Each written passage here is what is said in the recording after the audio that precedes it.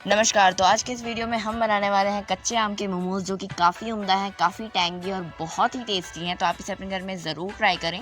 तो बिना समय गवाए लेट्स गेट स्टार्टेड।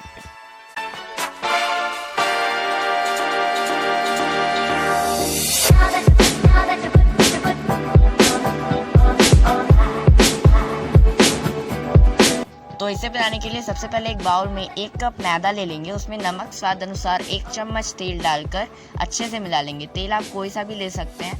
इसे अच्छे से मिलाने के बाद हम इसमें थोड़ा थोड़ा करके पानी डालेंगे। एकदम नरम आटा गूंथ कर हमें तैयार करना है। तो अब हमारा आटा भी गुथा चुका है और अब हम इसे 20 मिनट के लिए गीले कपड़े से ढककर छोड़ देंगे।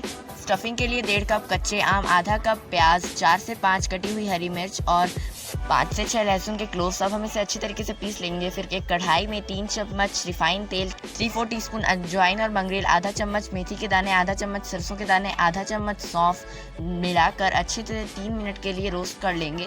फिर हमने जो आम का मिक्सचर तैयार करा है उसे डालकर 7 मिनट के लिए इसे हम रोस्ट करेंगे। फिर आधा चम्मच मिर्च पाउडर, 1/4 चम्मच हल्दी पाउडर और नमक स्वाद अनुसार, आधा चम्मच जीरा पाउडर डालकर 10 मिनट के लिए रोस्ट करेंगे। फिर 20 मिनट भी हमारे अब हो चुके हैं। अब हम इसे थोड़ा सा और गूंथ लेंगे, अच्छे से सान लेंगे। फिर उसे कुछ इस तरीके का आकार देंगे और उसके बाद फिर चकले पे रख के थोड़ा सा इसके ऊपर तेल लगा देंगे ताकि ये चकले पर चिपके ना। फिर हम इसे बेल लेंगे। उसके बीच में हम अपना स्टफिंग रख देंगे और फिर उसे कुछ इस तरीके से कवर करेंगे।